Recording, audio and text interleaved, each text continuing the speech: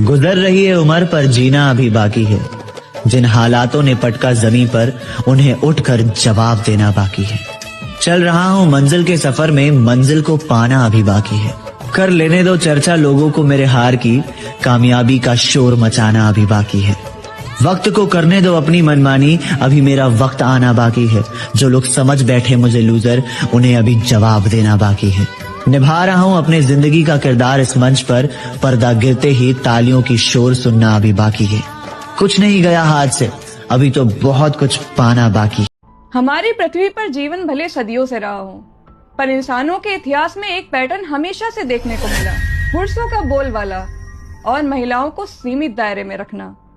आप आज ये जो थोड़ी सी आजादी पाई हैं, ये अभी कुछ सालों पहले ही मिली है, और इस आजादी में सबसे बड़ा योगदान एक इंसान का था।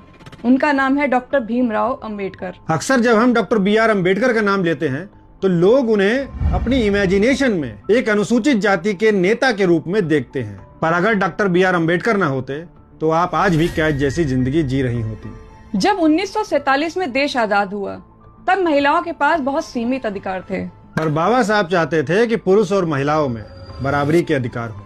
और ऐसा कोई अच्छा इंसान ही सोच सकता है जिसे प्रकृति से प्रेम हो, जिसके अंदर इंसानियत हो। आजादी के पहले हालात ये थे कि सिर्फ बेटों को ही संपत्ति में हिस्सेदार माना जाता था, बेटियों को ये अधिकार नहीं थे। शादी के बाद पति आपको मारे पीटे, आपकी जिंदगी नरक बना दे, फिर भी आपको उसके साथ ही रहना पड़ता था। तलाक का अधिकार भी नहीं था, विधवा महिलाएं दूसरी शादी भी नहीं कर सकती थी। पर पुरुष एक पत्नी के रहते हुए भी और भी कर सकते थे, और पत्नी को ये झेलना पड़ता था क्योंकि उनके पास कानूनी अधिकार नहीं थे। यही सब बाबा साहब बदलना चाहते थे। इसीलिए उन्होंने नेहरू सरकार में हिंदू कोड बिल का मसौदा तैयार किया था, पर इस बिल का बहुत विरोध हुआ। विरोध का कारण था, हमेशा से ताकत पुरुषों ने अपने पास रखी है।